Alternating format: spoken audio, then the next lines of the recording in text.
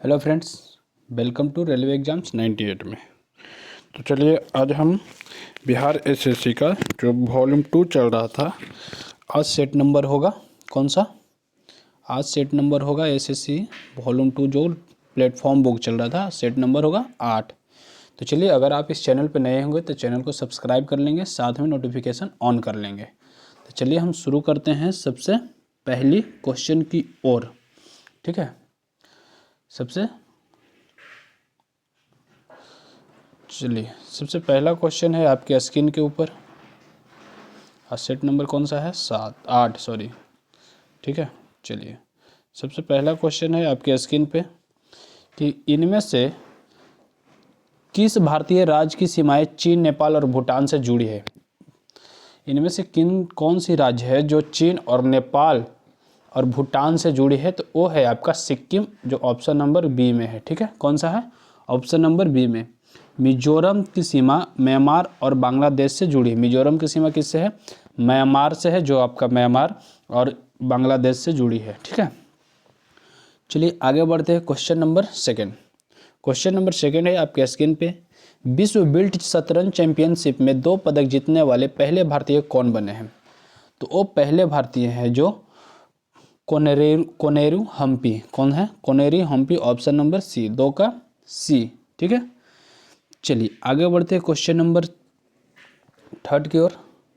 Question number 3 है जो आपके स्क्रीन पे है। हाल ही में बिहार से संबंध रखने वाले रवि सिन्हा किस विभाग के प्रमुख के रूप में नियुक्त किया गया है? क्वेश्चन क्या है? हाल ही में बिहार के संबंध रखने वाले रवि सिन्हा किस विभाग के प्रमुख के रूप में नियुक्त किया गया है? तो एक किया गया है आपका RAW। कौन सा? RAW, research and analysis wing. ठीक है, रिसर्च एंड एनालिसिस विंग इसका फुल फॉर्म होता है। तो कौन RAW में शामिल हुए हैं? रवि सिन्हा। आगे बढ़े क्वेश्चन नंबर 4 की ओर। इनमें से किस भारतीय राज्य का क्षेत्रफल न्यूनतम है? इनमें से किस भारतीय राज्य का क्षेत्रफल है जो न्यूनतम है? तो कौन सा क्षेत्र है? Uttar Pradesh, option number D. ठीक है, अब भारत का क्षेत्रफल पूछे सबसे बड़ा में तो राजस्थान है, और छोटा में आपका यानी न्यूनतम उत्तर प्रदेश है। ठीक है, अब भारत का सबसे छोटा राज्य पूछे क्षेत्रफल में तो गोवा। चलिए आगे बढ़ते हैं। क्वेश्चन नंबर 4 हो गया 5 की ओर। क्वेश्चन नंबर 5 है, वर्ष 2023 में इंटरनेशनल मदर लैंग्वेज अवार्ड से सम्मानित होने वाले पहले भारतीय कौन बने हैं? तो ये बने हैं आपका डॉक्टर महेंद्र कुमार मिश्रा। कौन बने? Doctor Mahendra Kumar Mishra, option number D. 6 number question है, चाबहार बंदरगाह किस देश में स्थित है? चाबहार बंदरगाह किस देश में है? तो चाबहार बंदरगाह है जो ईरान में है, ऑप्शन नंबर डी। ठीक है, चलिए नेक्स्ट क्वेश्चन की ओर बढ़ते हैं। Question number 7। क्वेश्चन नंबर 7 है, निम्नलिखित में से कौन सा बिम्स्टेक का सदस्य है? निम्नलिखित में से कौन सा बिम्स्टेक का सदस्य है? तो इसमें से श्रीलंका है। कौन सा है? श्रीलंका। ठीक है, तो बिम्स्टेक का कितने सदस्य हैं? बिम्स्टेक में 7 सदस्य। कौन कौन से हैं? तो आपका बांग्लादेश, भूटान, भारत, नेपाल, श्रीलंका, म्यांमार और थाईलैंड। ये आपका 7 देश किस में है? बिम्स्टेक में। ठीक है, किस में? बिम्स्टेक। चलिए आगे बढ़ते हैं क्वेश्चन नंबर 8 की ओर। क्वेश्चन नंबर 8 है आपकी स्क्रीन पे, किस राज्य के लोहरदग झील में बादल फटने से तीस्ता नदी में अक्टूबर 2023 के प्रथम सप्ताह में भयंकर बाढ़ आई थी? तो यह है आपका सिक्किम। कौन सा? सिक्किम। चलिए नेक्स्ट पूछते हैं। सिक्किम का राजधानी गैंगटॉक हो जाएगा। नेक्स्ट क्वेश्चन की ओर। क्वेश्चन नंबर 9, भारतेंदु हरिश्चंद्र पुरस्कार किस क्षेत्र में योगदान के लिए दिए जाते हैं? तो भारतेंदु हरिश्चंद्र से जो कौन से पुरस्कार? कौन से? हिंदी में जन संचार माध्यम की पुस्तकों पर, ऑप्शन नंबर डी। ठीक है, इस सूचना और प्रसारण मंत्रालय द्वारा प्रदान किया जाता है ये पुरस्कार। इस पुरस्कार की शुरुआत कब हुई थी? 1983 ईस्वी में। कब हुई थी? 1983 ईस्वी में। चलिए क्वेश्चन नंबर 10 है आपकी स्क्रीन पर, जवाहरलाल नेहरू अवार्ड से सम्मानित प्रथम व्यक्ति कौन है? तो जवाहरलाल नेहरू अवार्ड से सम्मानित प्रथम व्यक्ति हैं यूथांट, ऑप्शन नंबर ए। चलिए next question 11 number. Question number 11 है, स्लमडॉग मिलियनेयर फिल्म पुस्तक क्वेश्चन एंड आंसर पर आधारित है, जिसके लेखक कौन है? तो जिसके लेखक विकास स्वरूप है, option number A is the right answer. ठीक है, और इस फिल्म के निर्देशक कौन है? Danny Boyle. इस फिल्म के निर्देशक कौन है? Danny Boyle. चलिए नेक्स्ट क्वेश्चन की ओर बढ़ते हैं। Question number 12। क्वेश्चन नंबर 12 है, गुरु गोविंद सिंह और मुगलों के बीच हुए युद्ध में वीर गति प्राप्त करने वाले योद्धाओं की याद में पंजाब में डैश आयोजित किया जाता है। कौन सा आयोजित किया जाता है? तो माघी मेला। कौन सा? माघी मेला, ऑप्शन नंबर सी, 12 के सी। ठीक है, आगे बढ़ते हैं क्वेश्चन नंबर 13 की ओर। भारत में किस राज्य में 2 अक्टूबर 2023 को जातीय सर्वेक्षण के आंकड़े जारी किए तथा इस प्रकार का सर्वेक्षण जारी करने वाले प्रथम राज्य बन गया है? तो कौन सा राज्य है? बिहार, ऑप्शन नंबर ए, बिहार। ठीक है, चलिए नेक्स्ट क्वेश्चन की ओर बढ़ते हैं। Question number 14। क्वेश्चन नंबर 14 है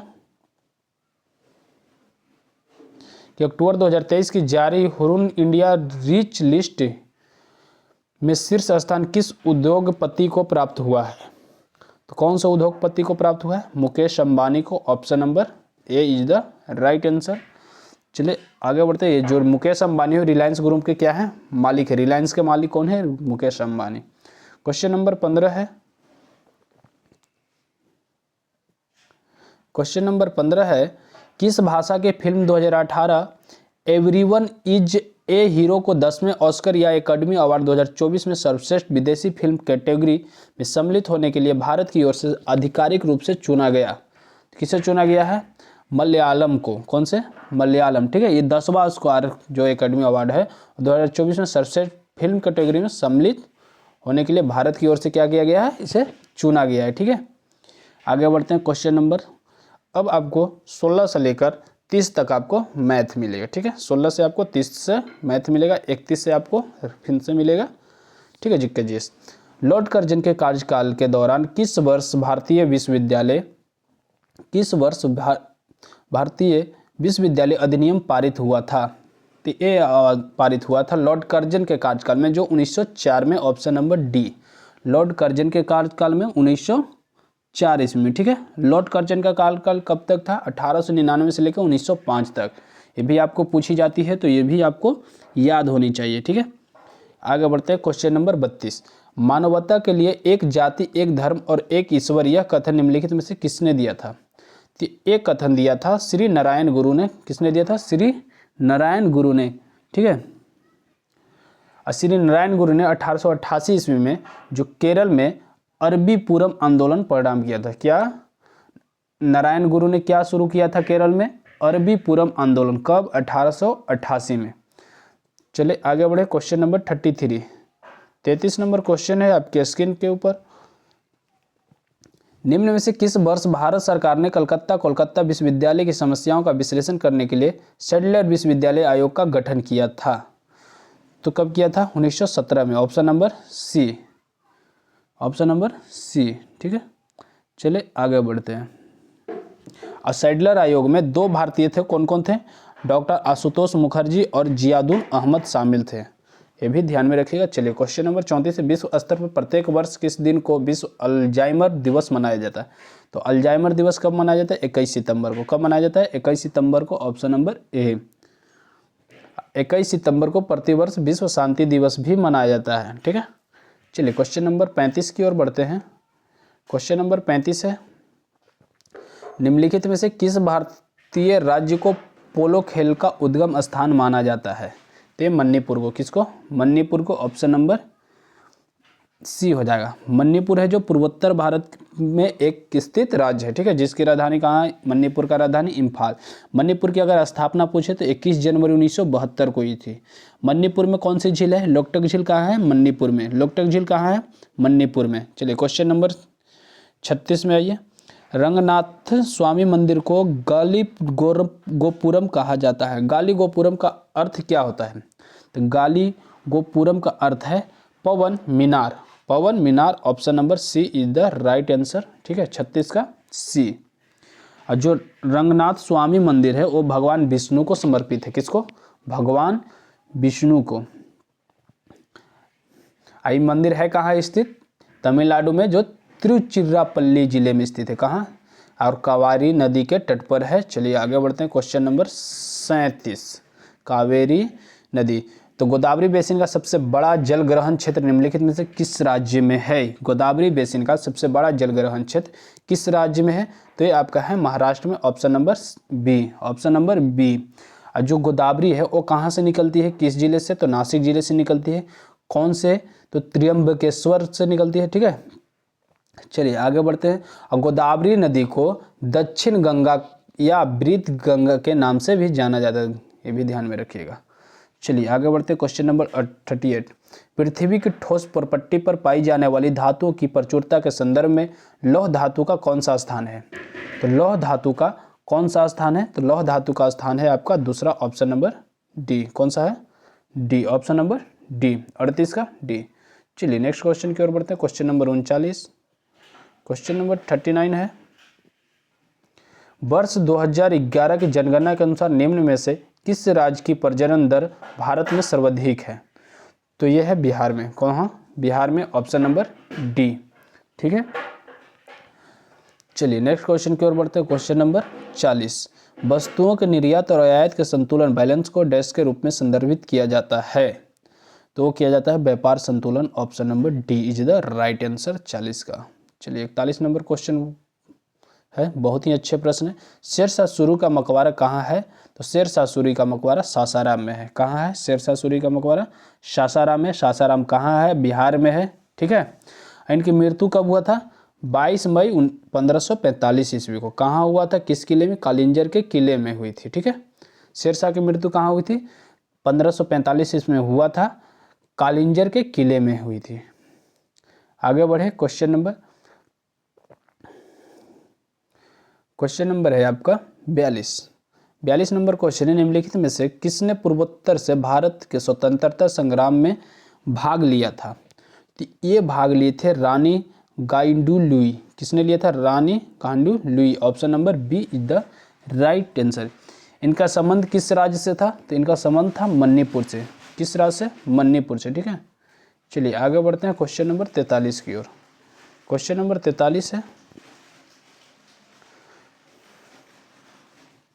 सिकंदर जो आगरा का उपनगरीय क्षेत्र है, सिकंदर जो आगरा का उपनगरीय क्षेत्र है, डैश के मकबरे से जुड़ा है। तो कौन सा मकबरा? अकबर के मकबरे से जुड़ा हुआ है। ठीक है, अकबर ने अपने मकबरे का निर्माण कार्य स्वयं किया था। कब किया था? 1605 ईस्वी में। ठीक है, लेकिन जहांगीर ने इसे पूरा करवाया।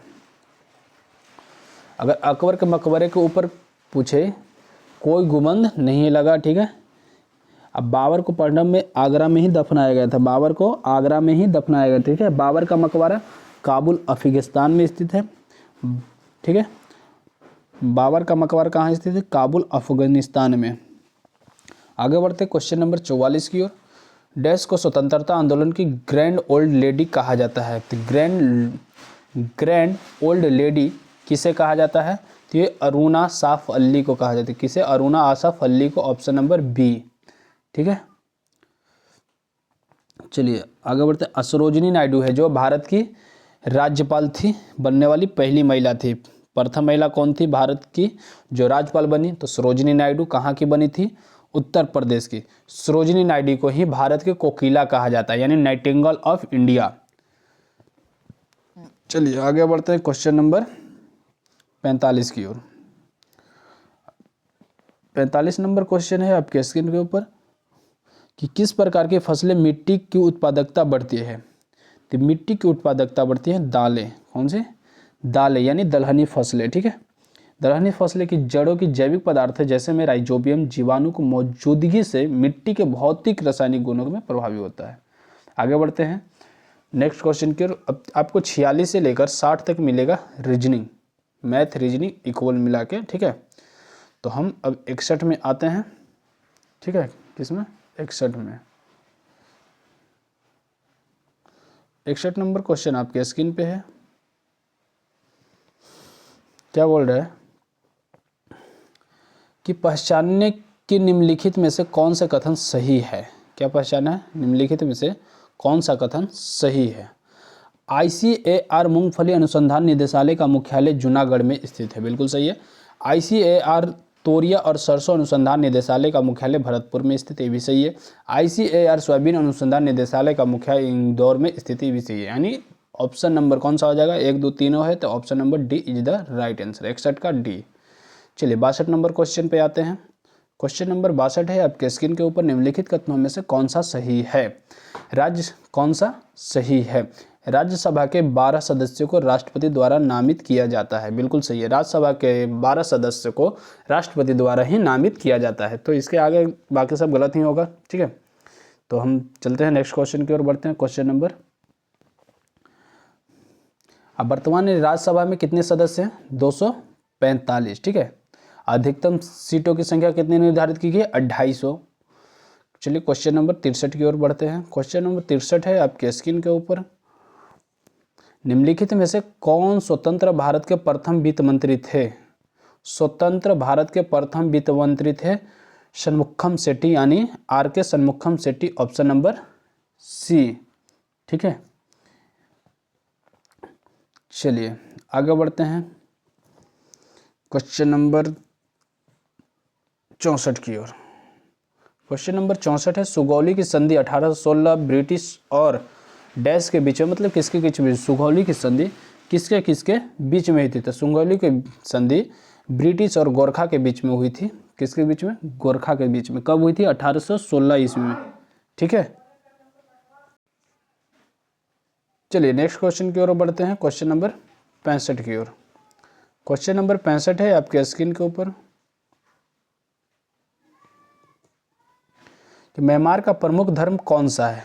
म्यांमार का प्रमुख धर्म कौन सा है। तो म्यांमार का प्रमुख धर्म है जो बौद्ध धर्म है। कौन सा है, बौद्ध धर्म, ठीक है। आगे बढ़ते हैं नेक्स्ट क्वेश्चन की ओर। क्वेश्चन नंबर 66 है, पोलैंड की मुद्रा क्या है। पोलैंड की मुद्रा क्या है, तो जोल्टी, क्या है, जोलोटी, ऑप्शन नंबर डी। पोलैंड की राजधानी पूछे तो वॉर्सो, पोलैंड की राजधानी पूछे तो वॉर्सो। येन किसका मुद्रा है, जापान की। येन किसका मुद्रा है, जापान की, ठीक है। येन है जो जापान की मुद्रा है। आगे बढ़ते हैं क्वेश्चन नंबर 67 की ओर। क्वेश्चन नंबर 67 है, सिंधु लिपि निम्नलिखित में से किस ओर लिखी जाती थी। सिंधु लिपि किस ओर लिखी जाती थी, तो दाईं से बाईं ओर। किस ओर, दाईं से बाईं ओर, ऑप्शन नंबर ए में है, ठीक है। चलिए सिंधु सभ्यता की लिपि कैसी है, भाव चित्रात्मक। सिंधु सभ्यता की लिपि कैसी है, भाव चित्रात्मक। आगे बढ़ते हैं क्वेश्चन, सिंधु सभ्यता की खोज कब हुई थी, 1921 ईस्वी में। किसने किया था, दयाराम साहनी ने। किसने किया था, दयाराम साहनी ने। चलिए क्वेश्चन नंबर 68 की ओर बढ़ते हैं। क्वेश्चन नंबर 68 है, 68, 1986 में राजीव गांधी की सरकार ने लोकतंत्र के लिए पंचायती राज संस्थाओं को पुनरोद्धार द्वारा और विकास पर एक समिति की नियुक्ति की, किसके अध्यक्षता में की। तो एक ये थे आपका LN सिंघवी द्वारा, LN सिंघवी के अध्यक्षता में, ठीक है। चलिए नेक्स्ट क्वेश्चन की ओर बढ़े। नेक्स्ट क्वेश्चन की ओर बढ़ते हैं। 69 नंबर, 69 नंबर क्वेश्चन है, मिलान करें, सुमेलित करें, ठीक है। चलिए फर्स्ट को सेकंड से, सेकंड को थर्ड से कैसे मिलते हैं, कौन क्या। सर्व शिक्षा अभियान, सर्व शिक्षा अभियान जो 2001 में आया था, ठीक है। साक्षर भारत मिशन, ये 2009 में, साक्षर Bharat mission 2009। Operation black board, operation black board जो 1987 में, और राष्ट्रीय साक्षरता मिशन 1988 में। यानी आपका 3 4 1 2, 3 4 1 2, option number A is the right answer. चलिए नेक्स्ट क्वेश्चन की ओर बढ़ते हैं। Question number 70। क्वेश्चन नंबर 70 है, निम्नलिखित में से किसे मानव विकास सूचकांक HDI के अंतर्गत शामिल नहीं किया जाता। तो किसको नहीं शामिल किया जाता, तो सामाजिक असमानता को, option number D is the right answer हो जाएगा। आगे बढ़े, आगे बढ़ते हैं क्वेश्चन नंबर 71 की ओर। फिर से मिलाना है सूची फर्स्ट को सूची के सेकंड में। पंचवर्षीय योजना और आरंभ, कब आरंभ हुआ था, पंचवर्षीय योजना, ठीक है। चलिए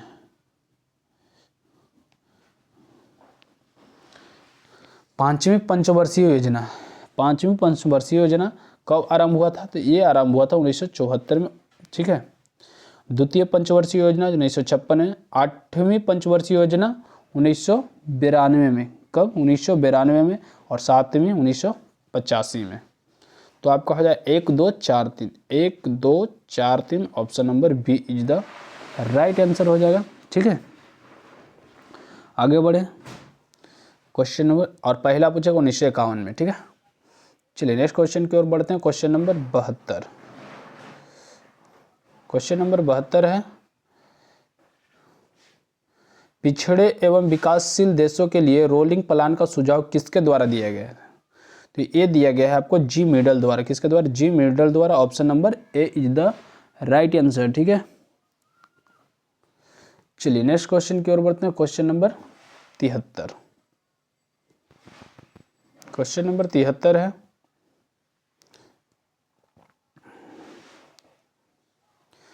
राजनीतिक स्वतंत्रता राष्ट्र के लिए जीवनदायी होती है, यह कथन किसने कहा था? तो ये कथन कहा था आपके अरविंद घोष ने। किसने कहा था? Aurobindo Ghosh. Option number B is the right answer. ठीक है, चलिए नेक्स्ट क्वेश्चन 74 नंबर, निम्नलिखित में से किसी लोक नृत्य का संबंध असम राज्य से नहीं है? तो किसको नहीं है? नट पूजा, चोंगली बिहू, काठी। कौन सा नहीं है असम से? काठी आपका नहीं है। काठी है जो मध्य प्रदेश का है। ठीक है, काठी कहाँ की है? मध्य प्रदेश का। छऊ, सरहुल, कर्मा, विदेशिया झारखंड का लोक नृत्य। छऊ कहाँ के? झारखंड का। सरहुल झारखंड का। कर्मा झारखंड का। विदेशिया झारखंड का। ठीक है, उत्तराखंड की बात करें लोक नृत्य का तो चपादी और गढ़वाली। छत्तीसगढ़ का लोक नृत्य पंडवानी, नावारानी। राजस्थान की कोलंबिया। महाराष्ट्र का लोक नृत्य तमाशा। चलिए आगे बढ़ते हैं क्वेश्चन नंबर 75 की ओर। क्वेश्चन नंबर 75 है आपके स्क्रीन के ऊपर, वर्ष 1962 में किसने the history of ocean basin प्रकाशित किया, जिसने प्लेट विवर्तनिकी के सिद्धांत को रेखांकित किया, जिसे बाद में सागर नित्तल प्रसारण कहा गया? तो ये किसे कहा गया? हैरी हेमंड हेस ने 1962 में। हैरी हेमंड हेस ने। ठीक है, the history of ocean basin. आगे बढ़ते क्वेश्चन नंबर 76। क्वेश्चन नंबर 76 है आपके स्क्रीन पर, 4 शब्द दिए गए हैं जिनमें से 3 किसी न किसी तरह से, अब रीजनिंग आपका आ गया तो 76 से आपको 90 तक मिलेगा रीजनिंग। अब आते हैं हम 91 पर। ठीक है, कहाँ आते हैं? 91 पर। 91 नंबर है आपका। 91 नंबर से आपका जी से, भारतीय संविधान में 2022 के संशोधन के माध्यम से निम्नलिखित में से किस समुदाय को भारत सरकार द्वारा अनुसूचित जनजाति का दर्जा दिया गया? तो ये दिया गया है आपको भारतीय संविधान द्वारा। ऑप्शन नंबर हो जाएगा, किसे दिया गया है? चलिए ऑप्शन देख लिया जाए।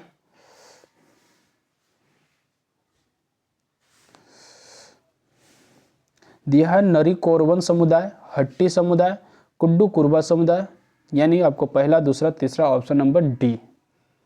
ठीक है, चलिए नेक्स्ट क्वेश्चन की ओर। चौथा है 92 नंबर है कि अवध राज्य को किसने ब्रिटिश भारत में विलय किया? अवध राज्य को किसने ब्रिटिश भारत राज्य में विलय किया? तो ये क्या है? लॉर्ड प्लेजली, lord Dalhousie. Option number C. किसने किया है? Lord Dalhousie. Option number D. ठीक है, चलिए इनका कार्यकाल था। आगे बढ़ते हैं क्वेश्चन नंबर 93। क्वेश्चन नंबर 93 है आपके स्क्रीन के ऊपर, अंतर्राष्ट्रीय श्रम संगठन का मुख्यालय स्थित है कहाँ? अंतर्राष्ट्रीय श्रम संगठन का मुख्यालय कहाँ स्थित है? जिनेवा में। कहाँ स्थित है? जिनेवा में। चलिए नेक्स्ट क्वेश्चन की ओर बढ़ते हैं। 94 नंबर, बुश बेल्ट घास स्थल पाए जाते हैं कहाँ? बुश बेल्ट घास स्थल कहाँ पाए जाते हैं? तो दक्षिण अफ्रीका में। ऑप्शन नंबर सी।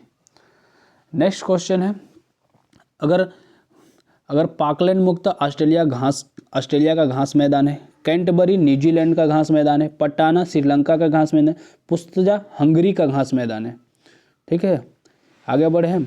और सवाना है जो अफ्रीका का, कैंपोज ब्राज़ील का, लानोस वेनेजुएला और कोलंबिया का, ये भी ध्यान में रखिएगा। पंपास है जो अर्जेंटीना का है, प्रेरी है जो संयुक्त राज्य अमेरिका व कनाडा का है, बेल्ट है जो दक्षिण अफ्रीका का है, डाउन्स है ऑस्ट्रेलिया का, स्टेपी की बात करें तो एशिया, यूक्रेन और रूस चीन के मंचूरियन प्रदेश है। ठीक है, चलिए नेक्स्ट क्वेश्चन की ओर बढ़ते हैं। क्वेश्चन नंबर 95, लेबर कप संबंधित है किससे? लेबर कप किससे संबंधित है? तो टेनिस से, ऑप्शन नंबर ए। इनका जन्म कब हुआ था? ठीक है, लॉन टेनिस का जन्म हुआ था इंग्लैंड में 19वीं शताब्दी के समय। ठीक है, आगे बढ़ते हैं क्वेश्चन नंबर 96। क्वेश्चन नंबर 96 की बात करें तो कंप्यूटर की निम्नलिखित पीढ़ियों में से किसमें ट्रांजिस्टर की तकनीक का उपयोग सबसे पहली बार किया गया था? तो सबसे पहली बार किया गया था आपका दूसरा। किसको? दूसरा। अगर तकनीक का उपयोग करें तो प्रथम पीढ़ी में निर्वात ट्यूब था, और दूसरी पीढ़ी में ट्रांजिस्टर, तीसरी पीढ़ी में एकीकृत सर्किट जिसको बोलते हैं आईसी, और चतुर्थ पीढ़ी में माइक्रो प्रोसेसर, और पांचवी पीढ़ी में कृत्रिम बुद्धिमत्ता। ठीक है, चलिए नेक्स्ट क्वेश्चन के ऊपर। तो एक तत्व जो प्रकृति में नहीं मिलता परंतु इसे कृत्रिम रूप में बनाया जा सकता है, तो यह है आपका प्लूटोनियम, ऑप्शन नंबर ए। ठीक है, प्लूटोनियम है जो एक्टिनोइड्स है, यह जो प्रमुख रेडियो सक्रियता तत्व है। आगे बढ़े। अब प्लूटोनियम का निर्माण सीबोर्ग ने किया था। किसने किया था? सीबोर्ग ने। प्लूटोनियम का निर्माण किसने किया था? सीबोर्ग ने। 98 नंबर क्वेश्चन पे आते हैं।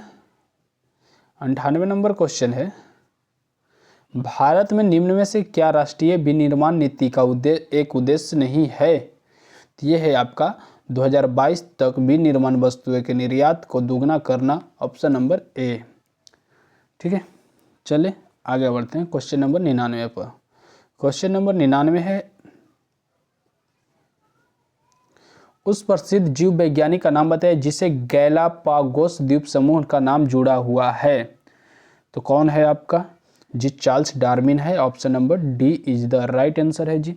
गैलापागोस द्वीप समूह है जो इक्वाडोर में स्थित है। कहाँ स्थित है? इक्वाडोर में। कौन सा द्वीप समूह है? यूनेस्को विश्व धरोहर स्थल में शामिल है। ठीक है, चलिए आगे बढ़ते हैं क्वेश्चन नंबर। ग्रेगन जॉन मेंडल को आनुवंशिकी का पिता कहते हैं। किसी क्या कहते हैं?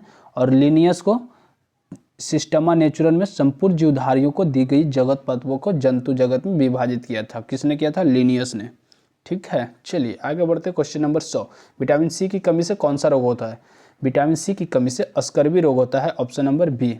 ठीक है, विटामिन सी की कमी से कौन सा? स्कर्वी रोग। विटामिन B1 के कमी से बेरीबेरी, B2 से कैलकिलोसिस, B3 से पिलाग्रा, विटामिन डी से सूखा रोग, के से हीमोफीलिया, विटामिन ए से रतौंधी। ठीक है, चलिए आगे बढ़ते हैं क्वेश्चन नंबर 101। क्वेश्चन नंबर 101 है, निम्नलिखित में से कौन सा एक जीवाणु जनित रोग है? तो निम्नलिखित में से कौन सा एक जीवाणु जनित रोग है? तो डिप्थीरिया। कौन है? डिप्थीरिया। ठीक है, इसमें होता है छोटी चेचक यानी chicken pox, small chicken pox, खसरा हो जाता है। चलिए नेक्स्ट क्वेश्चन की ओर बढ़ते हैं। क्वेश्चन नंबर आपका आ जाते हैं 102 पर। 102 नंबर क्वेश्चन है आपके स्क्रीन के ऊपर। 102 नंबर है कि किसी विद्युत परिपथ में दो प्रतिरोध क्रमशः 2 ओम तथा 4 ओम 6 वोल्ट बैटरी से श्रेणी क्रम में संयोजित है। 4 ओम प्रतिरोधक द्वारा 5 सेकंड में कितनी ऊष्मा क्षय होगी? तो R1 दिया है 2 ओम, R2 दिया है 4 ओम, वोल्ट दिया है आपका 6 वोल्ट, टाइम दिया है आपका 5 सेकेंड। तो ये निकलेगा रेजिस्टेंट यानी परिपथ का कुल प्रतिरोध यानी R बराबर R1 प्लस R2। तो R1 कितना है? 2 ओम और 4 ओम, तो कितना हो जाएगा? 6 ओम हो जाएगा।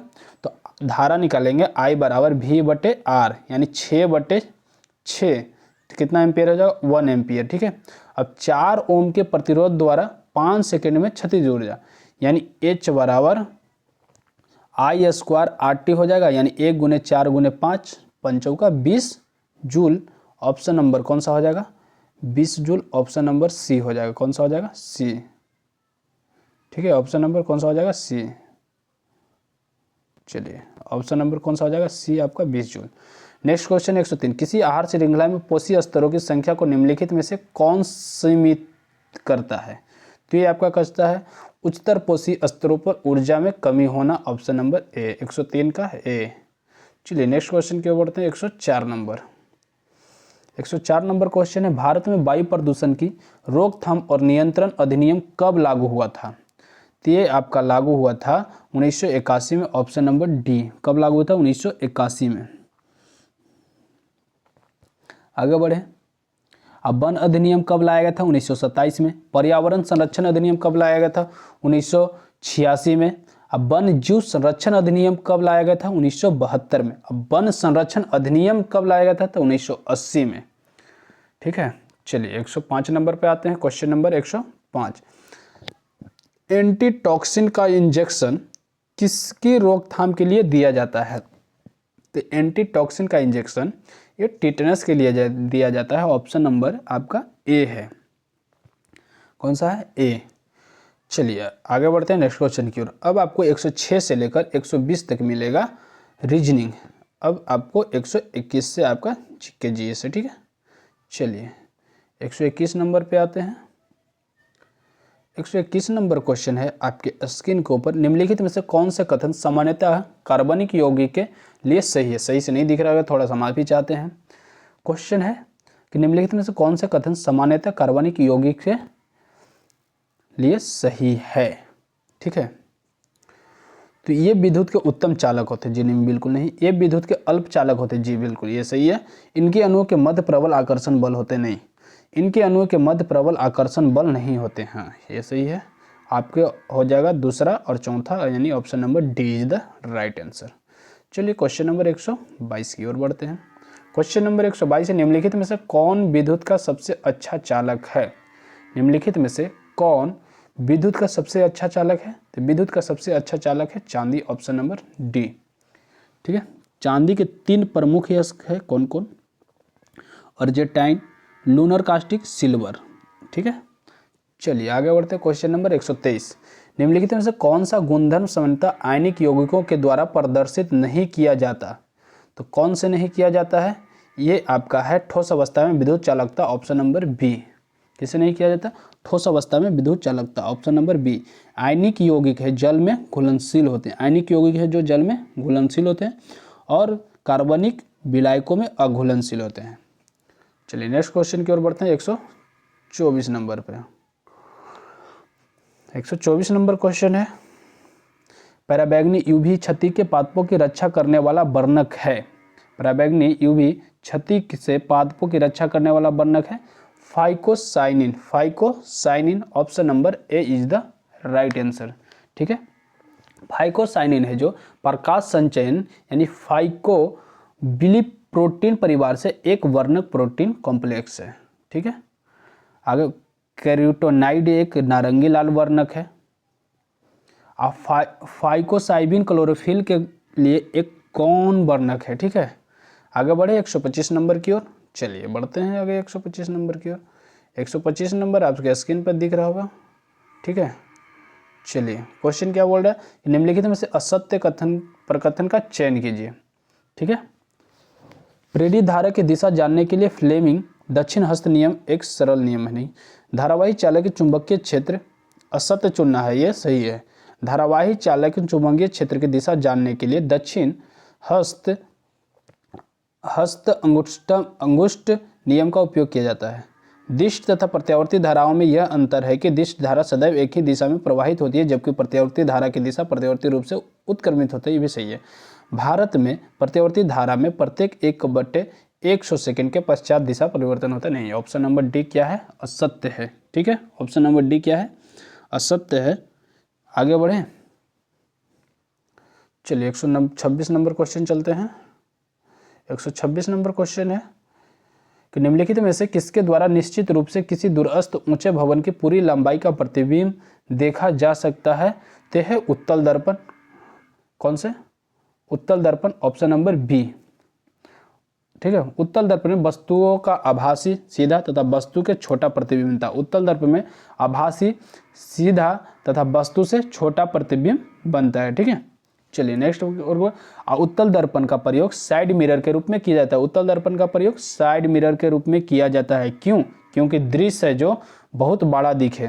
ठीक है, उत्तल दर्पण की फोकस दूरी क्या होता है? पॉजिटिव होता है, यानी धनात्मक होता है। उत्तल दर्पण की फोकस दूरी धनात्मक होता है। आगे बढ़े, क्वेश्चन नंबर 127, नाभि की खोज किसने की थी? तो नाभि की खोज रदरफोर्ड ने की थी। Henry Rutherford. Option number C. Proton की खोज किसने की थी? रदरफोर्ड ने। न्यूट्रॉन की खोज किसने की थी? चैडविक यानी जेम्स चैडविक। इलेक्ट्रॉन की खोज किसने की थी? जे थॉमसन ने। ठीक है। पॉजिट्रॉन की खोज किसने की थी? एंडरसन ने। न्यूट्रॉन की खोज किसने की थी? जेम्स पॉली ने। पाई मोसेना की खोज किसने की थी? युकावा ने। चलिए आगे बढ़ रहे हैं, क्वेश्चन नंबर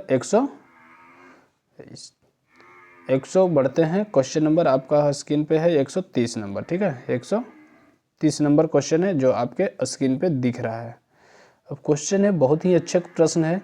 क्वेश्चन क्या बोल रहा है इसे सुनिए। सॉरी, हम 129 नहीं बता पाए ना, 128 भी नहीं बताए। चलिए 128 नंबर क्वेश्चन है आपके स्क्रीन पे।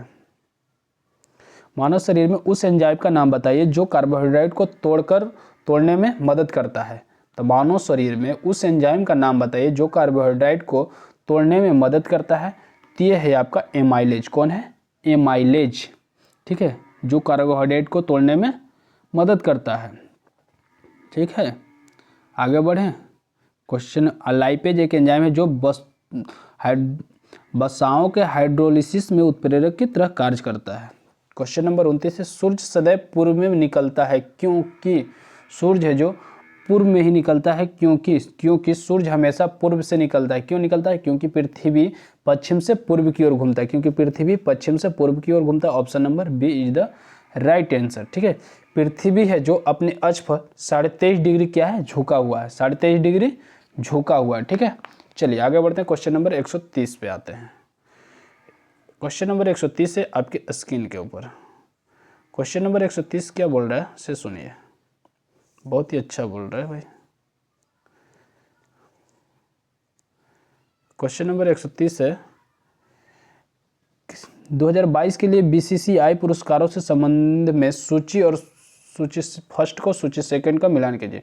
ऋषभ पंत 2022 की बात बोल रहे हैं, ठीक ना। ऋषभ पंत है जो 2022 के लिए टेस्ट मैचों में सर्वश्रेष्ठ बल्लेबाज बिल्कुल चुना गया था, ठीक है। जसप्रीत बुमराह, तो जसप्रीत बुमराह है तो 2022 के लिए टेस्ट मैचों में सर्वश्रेष्ठ क्या मिला था? गेंदबाज का। और सूर्य कुमार यादव तो T20 में बहुत सर्वश्रेष्ठ बल्लेबाज हैं, तो सूर्य कुमार यादव को यानी T20 वर्ष 2022 के लिए T20 में सर्वश्रेष्ठ बल्लेबाज चुना गया था, यानी ऑप्शन नंबर 4 हो जाएगा। और श्रेयस अय्यर है जो ये भी एक दिवसीय अंतर्राष्ट्रीय मैचों में सर्वश्रेष्ठ बल्लेबाज का घोषित किया गया था, ठीक है।